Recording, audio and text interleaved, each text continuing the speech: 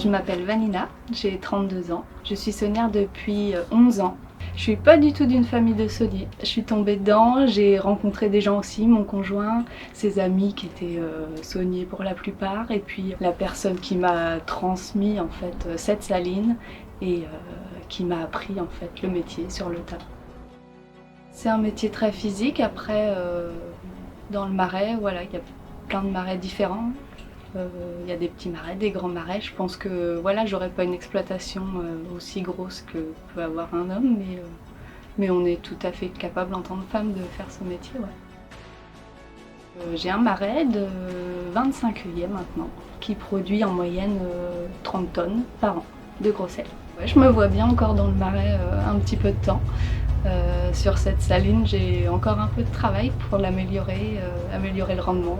J'ai encore plein de choses à faire. La saison que je préfère, moi, c'est vraiment le printemps. Déjà, il y a les oiseaux qui viennent nicher, il y a beaucoup d'espèces qui viennent dans le marais. Ça, c'est un petit plaisir de voir toutes les naissances d'avocettes, des chasses.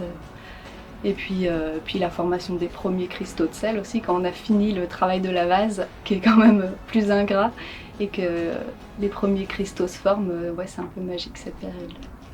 Je préfère récolter la fleur de sel. C'est moins difficile, c'est moins physique.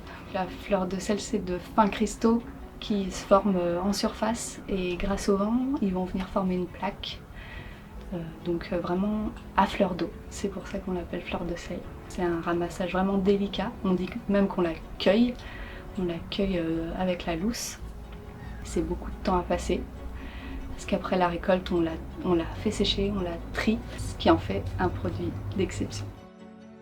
Moi, ce que j'aime beaucoup, c'est le fait de faire un produit naturel qui ne subit aucune transformation et de le faire entièrement à la main. On n'est pas du tout mécanisé et on ne le sera jamais. Ça fait qu'on a un impact vraiment positif sur la biodiversité et ça a beaucoup de sens pour moi.